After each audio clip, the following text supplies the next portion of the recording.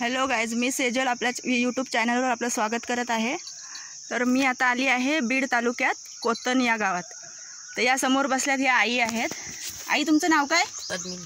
पद्मिनी पद्मिनी बबन घोशीर। अच्छा, तुम्ही काय करता? आम्ही शेती करतो।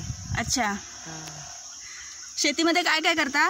शेतीमध्ये माळो करतो, वांग, बटाट, गळलिंबू, मुतखड्या करता। अच्छा, हे कसलं फल आहे? हे गळलिंबू आहे। अच्छा, त्याचा उपयोग काय? मुतखड्या करता। मुतखड्या करता। गुराला औषधाला चलतं, मुतखड्याला चलतं, त्याचं लोखंडाचं पाणी होतं। अच्छा, म्हणजे मुतखड्याला वापरतात ते कसं काय? म्हणजे असं कापून कापून खायचं गरम पाण्यात की असंच कापून खायचं? पाण्यातच खायचं कापून। अच्छा, आणि मुतखडा जळून जातो। गळून जातो।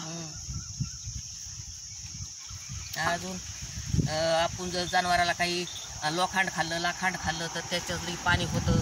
त्याचं सुई टुचली तर ह्याचं सुईचं सुद्धा पाणी होतं। अच्छा,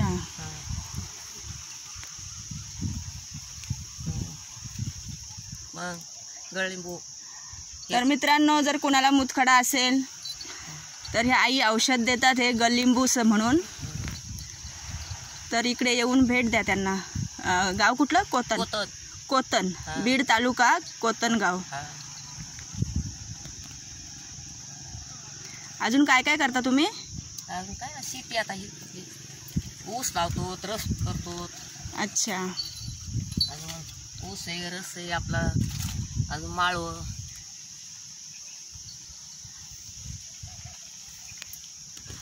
आता बोल, व्हिडिओ आवडला असल्यास लाईक करा, शेअर करा, सबस्क्राईब करा।